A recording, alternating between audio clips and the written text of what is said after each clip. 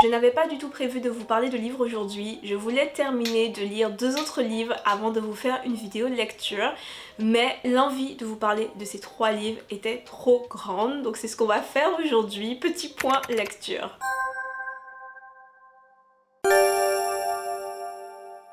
Bonjour à tous, j'espère que vous allez bien. Aujourd'hui, comme le titre de cette vidéo l'indique et comme je l'ai aussi dit en intro, j'aimerais vous parler de 3 romans que j'ai récemment terminés. Je vous le dis tout de suite pour que vous le sachiez, c'est des livres que j'ai beaucoup aimés et sur lesquels j'ai aussi beaucoup de choses à dire. Donc cette vidéo risque d'être plutôt longue et de contenir pas mal de blabla. Si c'est quelque chose que vous aimez, installez-vous confortablement, prenez une petite tasse de thé et c'est parti, on y va. Alors ces 3 livres dont j'aimerais vous parler aujourd'hui, je vais vous donner quelques petits indices sur eux, peut-être que vous allez deviner de quel livre il s'agit.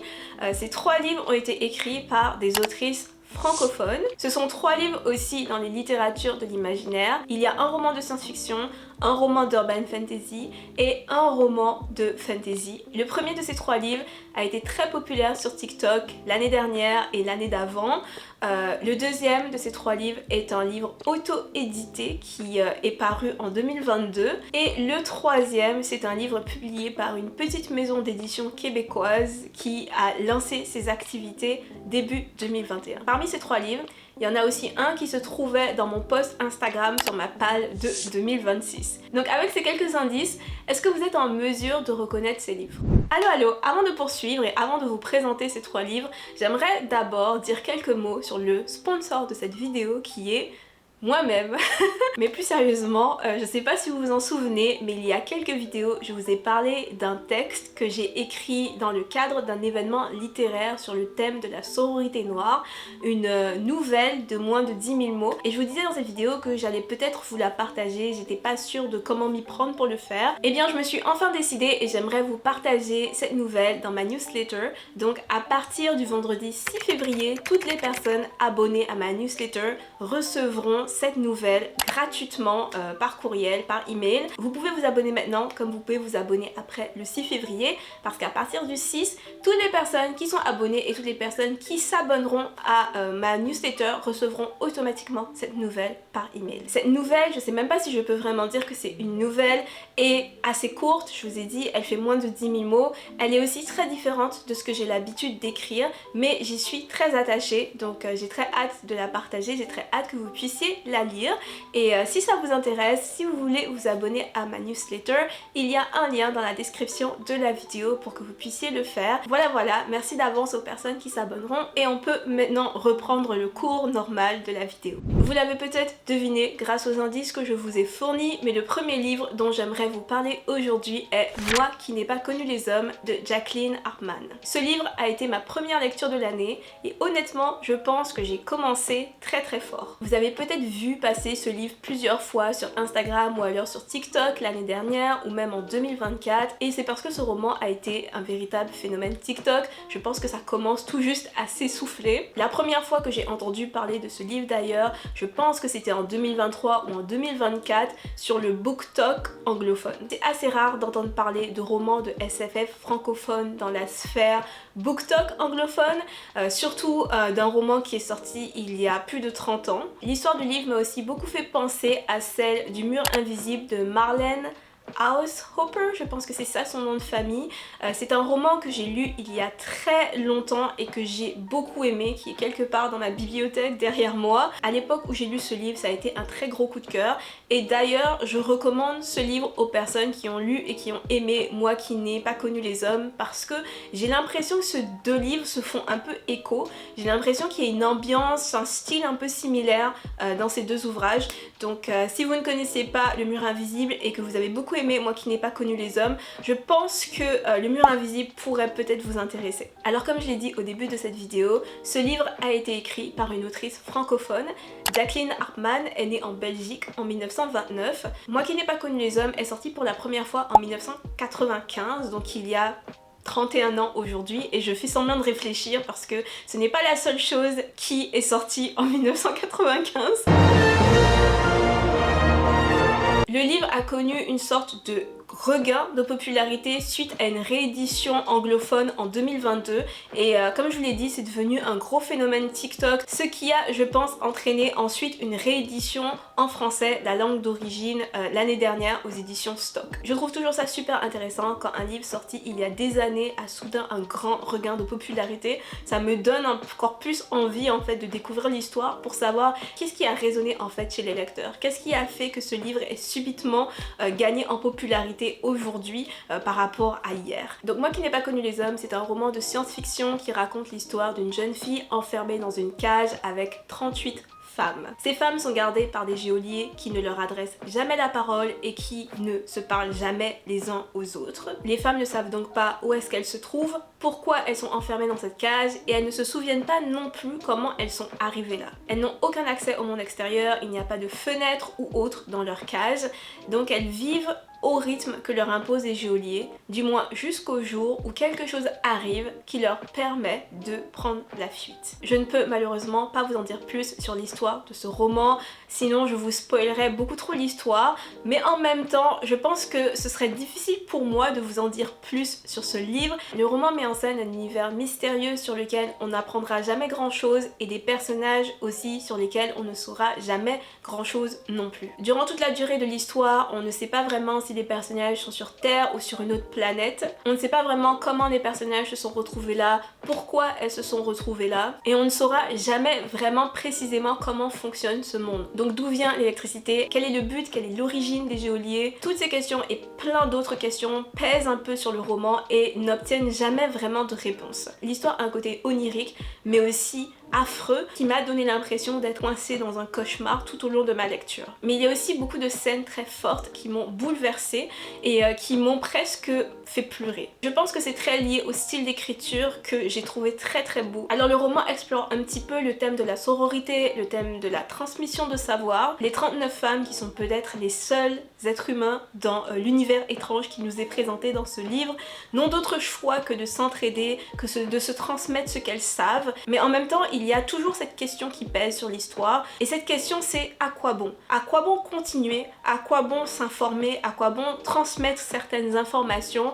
À quoi bon continuer d'avancer lorsqu'il n'y a aucune raison de le faire, lorsqu'il est évident qu'il n'y a pas de porte de sortie? Aucune réponse n'est offerte au lecteur et je pense que c'est ça qui crée un malaise quand on lit. Quand je vous ai dit que j'avais l'impression que ce livre était un petit peu cauchemardesque, c'est aussi dû au fait que je me suis sentie souvent très mal à l'aise en lisant l'histoire et j'ai parlé à d'autres personnes qui ont aussi lu ce livre et c'est aussi ce qu'elles m'ont répondu. Elles m'ont dit que ce livre les a aussi rendus très mal à l'aise à différents degrés bien sûr et je pense vraiment que le malaise est dû au fait qu'il y a très peu de réponses dans ce livre, qu'on est dans un univers qui semble avoir peu de sens et finalement on est juste obligé de nous demander est-ce que nous on aurait continué si on s'était trouvé dans la situation dans laquelle les personnages se trouvent et si on avait continué, pourquoi? Je ne sais pas quelles étaient les intentions de l'autrice lorsqu'elle a écrit ce livre, mais si son intention c'était de nous amener à avoir ce genre de réflexion, je pense que c'est très bien fait. Maintenant c'est une histoire très lente qui déplaira je pense aux personnes qui sont pas très fans des histoires plus philosophiques. Il se pourrait que vous vous ennuyiez en le lisant, mais je pense quand même que ce livre vaut le détour parce qu'il est juste tellement bien écrit et j'aime en fait la manière dont il amène toutes ces réflexions existentielles. Tout cela étant dit, je ne sais pas pourquoi ce livre est vendu comme étant un livre féministe. Le livre est écrit par une femme, le livre parle de femmes, c'est vrai, mais je pense que c'est là où s'arrête en fait le féminisme de ce roman, parce que j'ai pas eu le sentiment que c'était un livre qui parlait spécifiquement de la condition des femmes, j'ai eu le sentiment que c'était un livre qui parlait plutôt de la condition humaine de manière très générale. Aussi, il y a un truc spécifique dans ce livre qui fait que je pense que ce n'est pas un ouvrage féministe. Il est comme sous-entendu à plusieurs reprises que les organes sexuels féminins sont inutiles sans la présence d'hommes, ce qui m'a pas mal dérangée durant ma lecture, je vais être honnête avec vous. Un autre élément qui m'a dérangée, c'est le fait que dans le livre, il y a certaines femmes qui se mettent en couple et ces relations dans l'histoire sont présentées comme étant inférieures à des relations hétérosexuelles. Alors c'est quelque chose qui m'a aussi beaucoup dérangée durant ma lecture et je trouve que ce sont donc des éléments qui sont à l'opposé complète en fait du féminisme personnellement. J'en ai parlé donc avec d'autres personnes qui ont lu le livre et on avait la même opinion sur la question.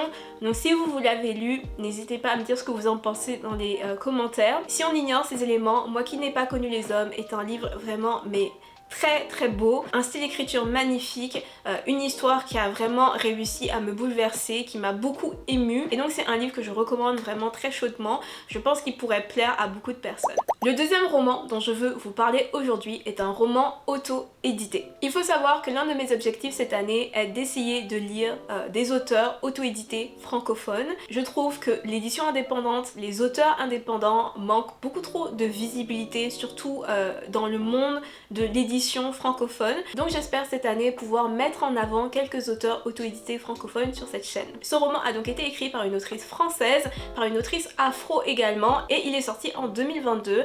Il se trouvait dans ma palle depuis super longtemps et je suis trop contente d'avoir enfin sauté le pas. J'ai adoré ce livre, j'ai tellement aimé ce livre que je sais même pas par où commencer pour vous en parler. Donc tout d'abord le résumé de quoi ça parle. Ce livre c'est L'éveil, c'est le premier tome de la série Le Temps des Corbeaux. C'est une série d'urban fantasy, vous me connaissez, je lis très peu d'urban fantasy. Je suis pas la plus grande fan des créatures fantastiques classiques du style les lutins, les elfes, les faées ou les fées, je sais pas exactement comment ça se prononce, mais ce livre a réussi à me faire tomber amoureuse de son univers, même s'il contient tous ces éléments que je n'aime habituellement pas beaucoup. Alors Le Temps des Corbeaux prend place à Silver Hollow, une ville fictive située quelque part aux États-Unis où créatures surnaturelles et humains cohabitent sans que les humains n'en soient bien sûr conscients. Le personnage principal de l'histoire, Dolly Sinclair, c'est un corbeau, donc c'est-à-dire que c'est une créature surnaturelle qui peut entre autres se transformer en corbeau, et elle travaille pour le Nid qui est une sorte d'organisation chargée de faire respecter les règles du traité. Donc le traité c'est un accord qui autorise certaines créatures surnaturelles à vivre sur Terre parmi les humains. Dolly, elle est chargée de s'assurer que les créatures surnaturelles de Silver Hollow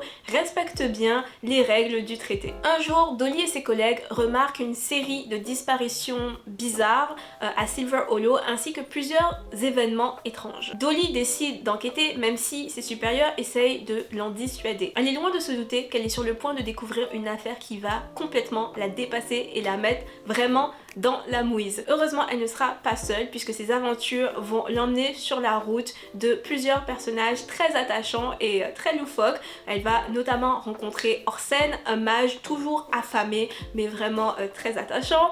Elle va aussi rencontrer Nash, un chasseur de fées un peu grognon, et son comparse Jalen. Et Dolly peut aussi toujours se reposer sur l'aide d'Elio, un elfe très charmeur, toujours prêt à venir à sa rescousse. Comme je vous l'ai dit, j'ai aimé tellement de choses dans ce livre, donc pour que cette chronique soit claire, on va y aller étape par étape. On va commencer par le world building.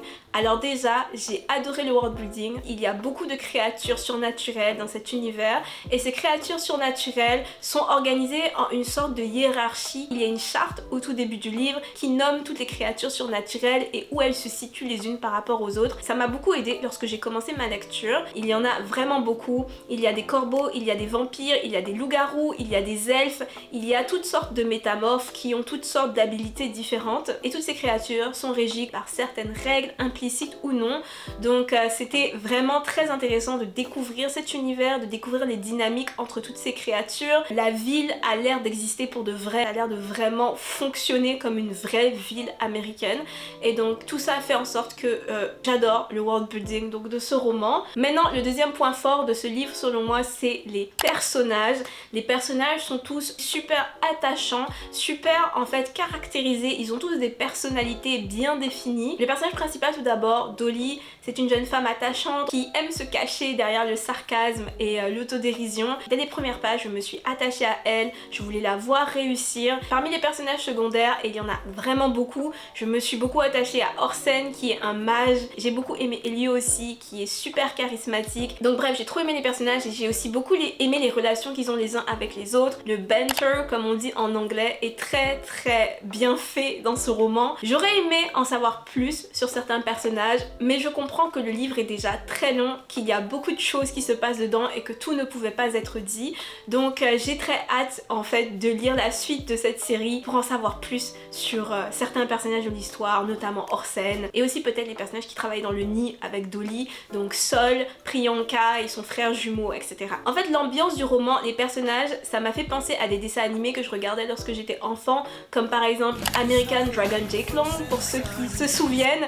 et peut-être Sabrina l'apprentie sorcière. À plusieurs reprises, Dolly compare sa team à la Scooby Gang et effectivement c'est une comparaison qui fonctionne bien, donc il y a cette dynamique là entre les personnages qui est super fun. Je dirais que l'une des seules choses que j'ai moins aimé dans ce roman, c'est le fait qu'il y ait peu de personnages féminins avec des personnalités bien approfondies. Il y a quelques personnages féminins ici et là qui jouent un rôle dans le roman, comme par exemple Iris, Priyanka, mais c'est pas des personnages avec des personnalités aussi charismatiques, aussi développées que les personnages masculins. Et donc j'ai trouvé ça un petit peu dommage qu'on puisse juste se raccrocher à Dolly à ce niveau, mais voilà, je pense que dans ce livre, pour moi, c'est le seul point négatif. Le style d'écriture est aussi super chouette, c'est fluide, c'est bien écrit, le rythme est bien géré, l'intrigue aussi, tiens, j'ai pas parlé de l'intrigue, on est dans une enquête policière avec différents rebondissements, différents retournements de situation, c'est fun à suivre, ça se lit vite, j'ai trop aimé le retournement de situation à la fin de l'histoire, même si c'est un petit peu prévisible, donc c'est bien ficelé, j'ai très peu de mauvaises choses à dire sur ce livre. En plus, ce roman, hyper qualitatif au niveau de la production. Déjà, on a plein de cartes au début du livre, une charte qui récapitule les différentes créatures surnaturelles, une carte de la ville, une autre carte, je sais plus c'était quoi, mais on a des cartes donc au début du livre qui ont été faites par l'autrice, je pense. Je crois que c'est elle aussi qui a fait la couverture, qui est aussi super belle. Donc vraiment, on a un produit livre de qualité aussi. Je ne sais pas quand est-ce que la suite va sortir par contre. Pour l'instant, il n'y a que le tome 1 dans cette série qui est disponible. Je suis l'autrice sur les réseaux sociaux et j'ai vu que les 2 dernières années pour elle ont été assez difficiles, donc la suite peut mettre un peu de temps à arriver, mais vraiment je suis prête à attendre le temps qu'il faudra tellement j'ai aimé cette histoire. Et on termine ce point lecture avec le 3e et dernier roman dont je voulais vous parler aujourd'hui. Et ce livre, c'est La Chimère Noire de Myriam Aguedan. Comme je l'ai un petit peu teasé au début de cette vidéo, ce roman a été publié par une petite maison d'édition québécoise, la maison d'édition Lux Enox, qui a été fondée en 2021. C'est une maison d'édition spécialisée donc dans les littératures de l'imaginaire et je crois aussi dans la romance, mais je suis pas sûre. Je trouve tout le concept derrière cette maison d'édition vraiment cool, donc si vous ne connaissiez pas, je vous encourage à aller visiter leur site web et à regarder leurs différents ouvrages. Alors La Chimère Noire, c'est le premier tome d'une série qui s'appelle La Ville Chimérique. Je sais pas exactement combien il va y avoir de tomes dans cette série, je pense 2, mais peut-être que je me trompe. Une chose que je sais par contre, c'est que La Chimère Noire est le premier roman publié de l'autrice. J'ai vu passer ce livre sur Instagram lors de sa parution. Il y a plein d'éléments dans le résumé qui m'ont beaucoup parlé et donc l'un de mes objectifs cette année, c'était de le lire, ce qui est enfin chose faite. La Chimère Noire est un roman de fantasy qui se déroule à Relécia, je sais pas trop comment ça se prononce, je vais le prononcer probablement de plein de manières différentes. Ce roman se déroule sur une île-cité à moitié immergée qui s'enfonce aussi progressivement dans l'océan. Les habitants de Relécia tentent depuis plusieurs siècles de maintenir leur ville à flot à l'aide de sortilèges, car Relécia est une cité magnifique qui regorge de bâtiments somptueux en marbre, incrustés de pierres précieuses, d'or, etc. Mais malgré tous les efforts des habitants de Relécia, la ville continue de s'enfoncer dans l'eau et disparaîtra très bientôt. Demera ou Demera, l'héroïne du roman, est une créatrice de chimères qui est très prisée à Relécia. En effet, l'art le plus populaire dans cette ville est la création de chimères à partir de particules de lumière. Et Demera est particulièrement douée dans la création de chimères et dans la manipulation de la lumière. Cette réputation fait qu'un jour, on l'accuse d'avoir créé une mystérieuse chimère noire qui aurait attaqué l'un des régents de la ville. Comme punition, on l'oblige à se joindre aux équipes qui travaillent donc à maintenir les fondations de la ville avec des sortilèges. Demera apprend donc à plonger dans les profondeurs de la ville, ce qui va l'amener à faire une découverte qui va complètement changer sa vision de certains individus très influents à Relécia. Alors comme avec le temps des corbeaux, j'ai tellement de choses à dire sur ce roman, je vais le faire par étapes. Premièrement, le world building. Le world building, c'est ce qui m'a donné envie de lire ce roman. Lorsque j'ai vu dans le résumé qu'il était question d'une ville à moitié immergée et aussi d'une magie faite à partir de lumière, de chimères fabriquées avec de la lumière, j'étais conquise. Et encore maintenant, le world building est l'élément que j'ai le plus aimé dans cette histoire. Déjà la magie, comme je vous l'ai dit, le fait de pouvoir créer des animaux avec de la lumière provenant de différentes sources et en fonction de la source on obtient différentes puissances. Je trouvais ça juste trop intéressant, mais ce n'est pas la seule magie présente dans cette histoire. Dans ce roman, il y a différents êtres pensants, donc il y a les êtres humains, il y a les elfes, il y a les faunes, il y a les léonins, il y a différents êtres pensants et chaque chaque être pensant a un type différent de magie. Donc les êtres humains peuvent manipuler la lumière, surtout celle provenant d'une étoile, et les autres créatures ont aussi leur type de magie. Les elfes qui vivent très longtemps, ils ont une connaissance très poussée de la magie, ils connaissent beaucoup de sortilèges oubliés. Les faunes et les léonins, quant à eux, ce sont des métamorphes et ils peuvent changer de forme. J'ai beaucoup aimé découvrir les différents éléments de la magie. Et bien sûr, l'autre élément du world building que j'ai trop aimé, c'est la ville de Relessia. J'ai eu un gros coup de cœur pour cette ville, pour sa culture, pour ses bâtiments à l'architecture d'inspiration gréco-romaine, pour son monde souterrain. Il y a plein de scènes du roman qui se passent dans les profondeurs de la ville, donc les personnages sont sous l'eau. On explore autant la ville sous l'eau que la ville en surface. J'ai aimé comment c'est utilisé en fait dans l'histoire. Bon, j'ai terminé avec le world building. On passe au deuxième élément que j'ai beaucoup aimé dans ce roman, l'intrigue. On découvre peu à peu dans l'histoire qu'il y a un gros complot qui se joue à Relessia, un complot qui implique plusieurs personnages très importants de la ville. Tous les personnages ont des objectifs, ont des intentions très différentes. Les personnages font équipe, donc ils se connaissent pour la plupart tous, sauf qu'ils se cachent tous des informations. Donc même si on a l'impression que deux personnages sont alliés, ces deux personnages peuvent avoir des objectifs diamétralement opposés. Le livre nous permet de découvrir tout ça de manière très intéressante. Je voulais continuer ma lecture pour savoir où est-ce que tout cela allait m'emmener, où est-ce que l'intrigue allait finir par aboutir. Surtout en ce qui concerne le personnage de Dasperi. Les informations au sujet de ce personnage sont révélées au compte-gouttes et de manière très ingénieuse. Je veux pas trop vous spoiler, mais il y a quelques flashbacks plutôt étranges dans ce livre. Au début, on ne comprend pas trop le lien entre ces flashbacks et l'intrigue principale du roman, ou même en fait le reste du roman. Mais au fur et à mesure qu'on avance, on finit par comprendre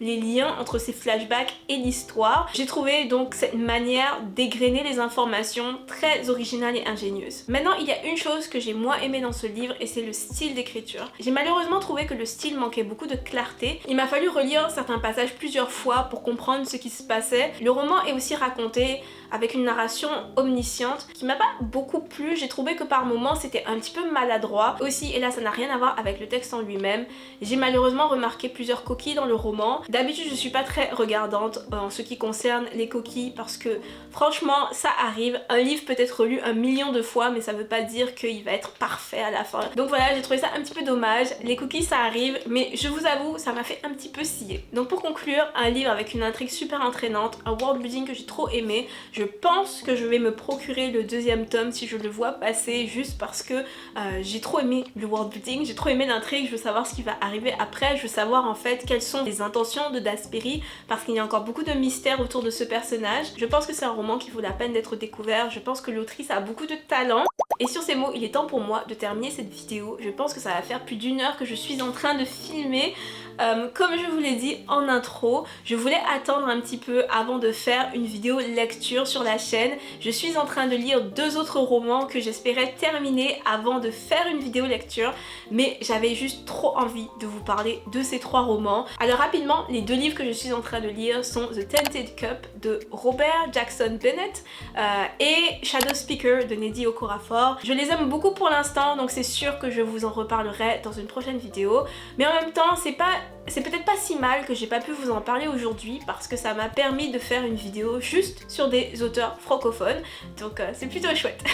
J'espère de tout cœur que cette vidéo vous aura plu. Si c'est le cas, n'hésitez pas à la liker pour me le faire savoir et n'hésitez pas non plus à la partager si vous pensez que ça pourrait intéresser quelqu'un d'autre.